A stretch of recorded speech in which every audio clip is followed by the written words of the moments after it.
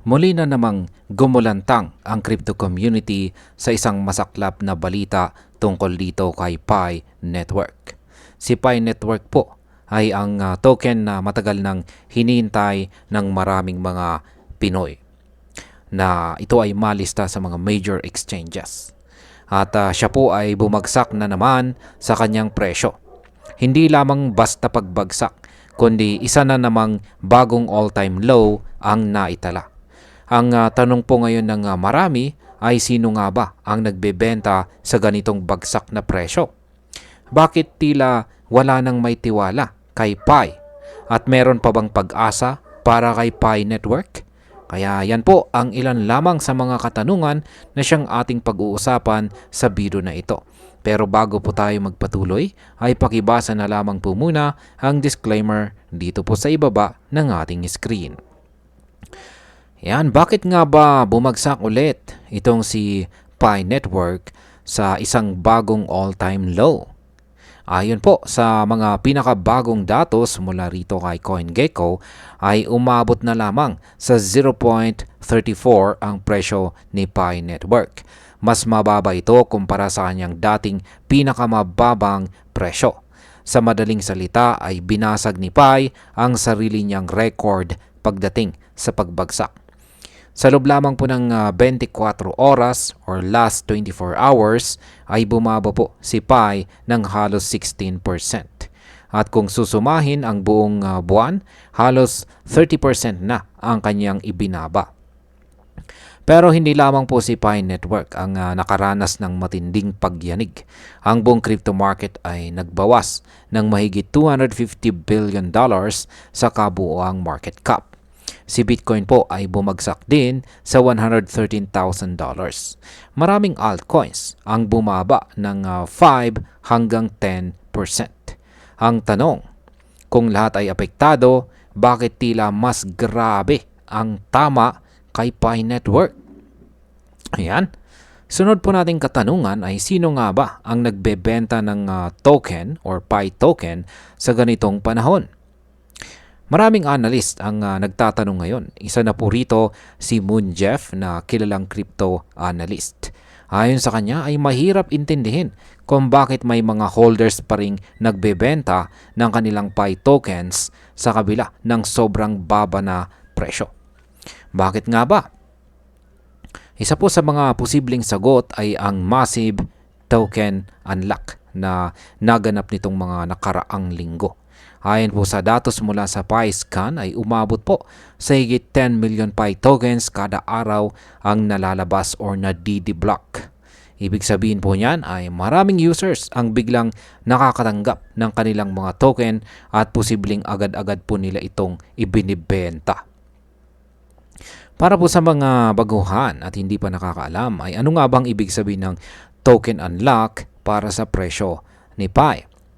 Ang token unlock ay isa po itong proseso kung saan ang mga nakalock na tokens mula sa mga early rewards or mining ay unti-unting inilalabas para magamit or matrade ng mga users.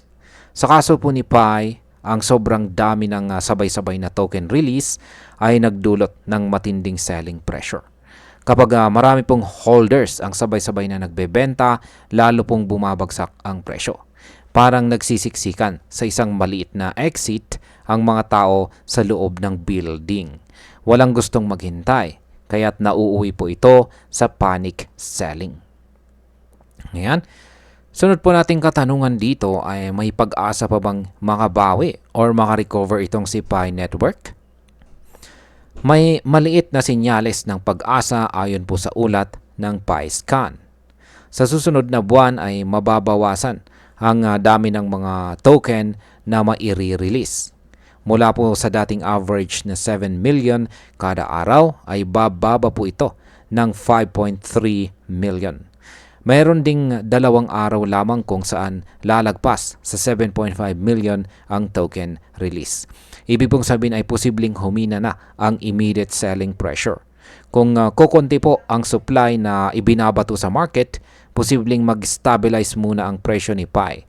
Pero tandaan po natin, hindi ito garantiya ng pag-angat. Ngayon ay ano naman po ang pananaw ng mga analyst tungkol sa future or hinaharap ni Pi Network?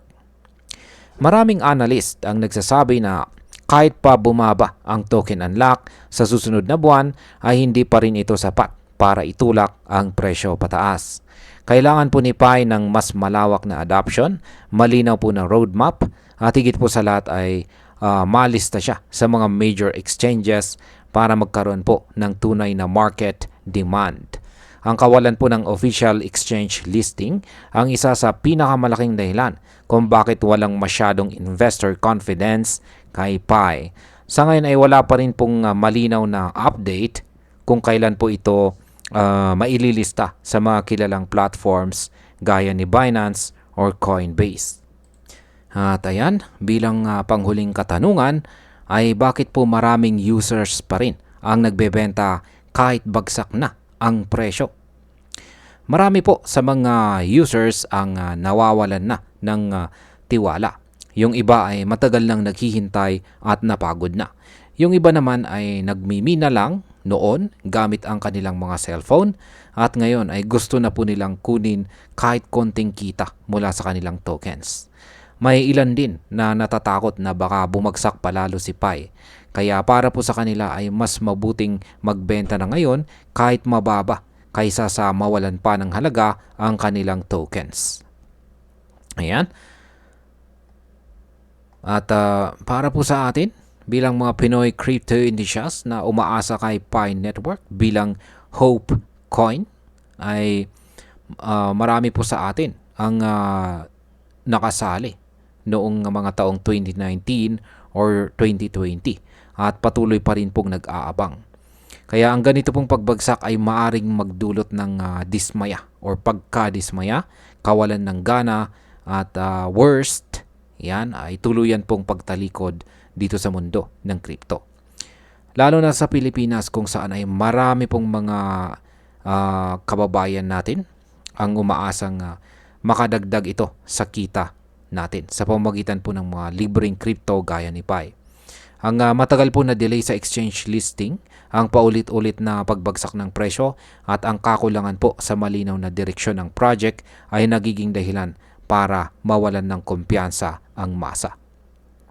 At bilang panghuli, ay sa totoo lang ay masakit ito para sa maraming mga umaasa.